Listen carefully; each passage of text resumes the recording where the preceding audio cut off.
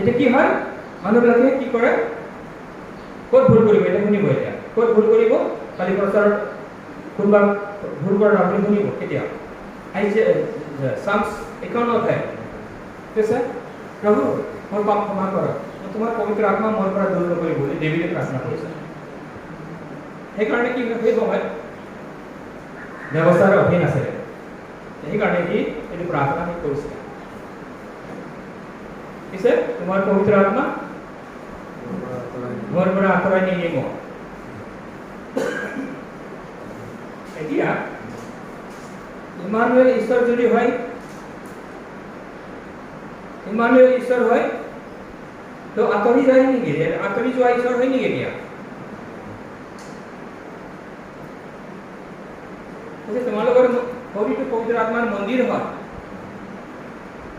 এতিয়া পুৰণা নিয়মত পাপ কৰিলে আঁতৰি গৈছিলে কান্দাকাটি কৰি এইটো দাবিদে প্ৰাৰ্থনা কৰিছে অনুতাপ কৰিছে এতিয়া ঈশ্বৰে কি কৰে পবিত্ৰ আত্মাটো সদায়ৰ কাৰণে দি দিলে প্ৰেজ দ্য লৰ্ড মানে ঈশ্বৰ নিজে আমাৰ লগত থাকিবলৈ আহিলে ইমানুৱেল গড এটা আপোনাক এৰি নিদিয়ে ভুল কৰিছোঁ ঈশ্বৰ মোৰ পৰা আঁতৰ নহ'ব নাই এইটো কৰক প্ৰাৰ্থনা ঈশ্বৰ আপোনাক এৰি নিদিয়ে হালেলুয়া প্ৰেজ দ্য লৰ্ড এইটো নতুন নিয়মৰ ঈশ্বৰ হয়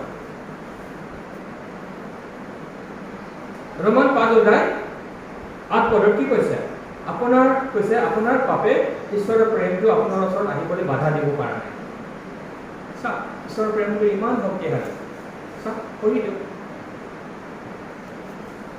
ঈশ্বৰে আমাৰ লগত তেওঁৰ প্ৰেম প্ৰমাণ দিছে কাৰণ ইতিপূৰ্বে যেতিয়া আমি পাপী আছিলোঁ তেতিয়া খ্ৰীষ্টে আমাৰ বাবে আপোন প্ৰাণ দিলে চাওক যেতিয়া আমি পাপতে আছিলোঁ তেতিয়াই আপোনাক প্ৰেম কৰিছে এতিয়াতো আপুনি বিশ্বাসী হয় এতিয়াতো মই বিশ্বাসী হয় এইটো কেনেকৈ এৰিব ঈশ্বৰ আপোনাক যেতিয়া আমি ঈশ্বৰকে চিনি পোৱা নাছিলোঁ পাপত আছিলোঁ শয়তানৰ সন্তানক আছিলোঁ তেতিয়াও আপোনাক ঈশ্বৰে প্ৰেম কৰিছে এই ঈশ্বৰে জগতক ইমান প্ৰেম কৰিলে এতিয়া আপুনি ঈশ্বৰৰ সন্তান হয় ক'ৰবাত আপুনি ভুল কৰিছে আপোনাক কেনেকৈ এৰি দিয়ে ইমানুৱেল ঈশ্বৰ হয় আপুনি পবিত্ৰ আত্মাৰ মন্দিৰ হয় হালেলুয়া প্ৰেজ দ্য লৰ্ড চাওক এতিয়া ঈশ্বৰটো নতুন নিয়মৰ ঈশ্বৰ হয় হালেলুয়া প্ৰেজ দ্য লৰ্ড সদায় আপোনাৰ লগত থাকিবলৈ আহিছে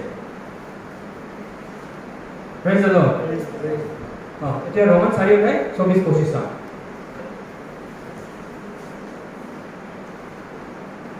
আমি হেকে কৈ দিম না তাৰপিছত ভাত খোৱাৰ পিছত কোনোবা নিশ্চয় যাব যদি নাযায় ভাল যিবিলাকে থাকিব আমি আৰু কুৱেশ্যন এনচাৰ আৰু আমি কৰিম বহো না অলপ সময় আমাৰ প্ৰভু যীশু মৃতবিলাকৰ মাজৰ পৰা জনাত বিশ্বাস কৰা যি আমি আমালৈ গণিত হ'ব যীশু আমাৰ অপৰাধৰ কাৰণে সমৰ্পিত হ'ল আৰু আমাৰ ধাৰ্মিকতাৰ অৰ্থে তেওঁ তোলা হ'ল কিহৰ কাৰণে তোলা হ'ল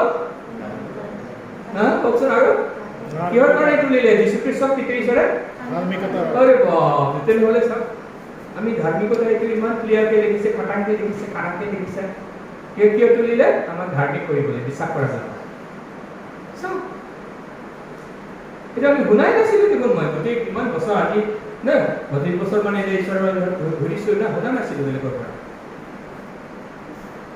যীশু যদি পিতৃ ঈশ্বৰে জীৱিত তুলিলে তেনে আপোনাক ধাৰ্মিক গণিত কৰিলে তাৰ ওপৰত যদি আপুনি পঢ়ে তাক কৈছে যীশু যদি জীৱিত হৈছে তেনেহ'লে আপোনাৰ পাপ নাই পাপত নাই এতিয়া পাপ গণিত নহয় এতিয়া পাপ গণিত হৈছিলে পাপ হিচাপ হৈছিল কেতিয়া ব্যৱস্থা আমি এতিয়া অনুগ্ৰহত আছোঁ পাপৰ জামানাটো গ'ল ব্যৱস্থাৰ জামানাটো গ'ল এতিয়া অনুগ্ৰহ সেইবুলি পাপ নকৰিব কিন্তু কোৱা নাই পাপ নকৰিলেহে আমি কি কওঁ পাপ নকৰিলেহে ধাৰ্মিক হ'লেহে ধাৰ্মিক দেই বুলি কৈ দিব পাষ্টৰবিলাকে খাইছে তেতিয়া খতম কৰে 2-3 ঘণ্টা ইয়াত থিয় হোৱাৰ কামটো মোৰ যদি এইটো আপুনি যদি কৈ দিয়ে হৈছে তেতিয়াহ'লে আমাৰ কাম সেইটো কৈছে মানুহ ধাৰ্মিক হ'বলৈ চেষ্টা কৰিলে সি হাওগ্ৰস্ত হয়, হাওহে লাগে, সেইকাৰণে কোনো ধাৰ্মিক হ'ব নোৱাৰে। সেইকাৰণে কি কৰিব লাগে? চেষ্টা কৰিবলৈ নহয়, নম্ৰ হ'বলৈ। প্ৰভু মইতো চেষ্টা কৰিছোঁ, কোনো হ'বই নোৱাৰে প্ৰভু, এইটোৱে পাপ হয়। এতিয়া প্ৰভু মই ভুল হয়, মই ভুল কৰিছিলোঁ, এতিয়া মই তোমাৰ ওচৰত আহিছোঁ, তোমাৰ ধাৰ্মিকতা লৈছোঁ। এতিয়া চাওক, আমি নম্ৰ হৈ ঈশ্বৰৰ ধাৰ্মিকতাটো ভাবিব লাগে, চাব লাগে, স্বীকাৰ কৰিব লাগে। Praise the lord, hallelujah, hallelujah. এইটো কাৰণে হালেলুয়া কৈ দিয়ক, হালেলুয়া। এতিয়া যীশু খ্ৰীষ্টক পিতৃ কিয় তুলিলে? আপোনাক ধাৰ্মিক ধনী কৰিবলৈ। আপুনি বিশ্বাস কৰিলে প্ৰভু যীশু, মোৰ প্ৰভু যীশু পিতৃ ঈশ্বৰে জীৱিত তুলিলে মৃত্যুৰ পৰা বুলি কৈছে, আপোনাক ধাৰ্মিকতাৰ উপহাৰ দিলে, ঘোষণা কৰিলে ধাৰ্মিক হয়। ঈশ্বৰে আপোনাক এডপ্ট কৰি ল'লে, নিজৰ কৰি ল'লে। Hallelujah, Praise the Lord. Hallelujah, praise the lord. Praise the Lord. এই যে ধাৰ্মিকতা, স্বৰ্গৰ ধাৰ্মিকতা আপোনাৰ আহিছে, এইটো যদি বুজি পাব, তেতিয়াহ'লে আপোনাৰ কি হ'ব?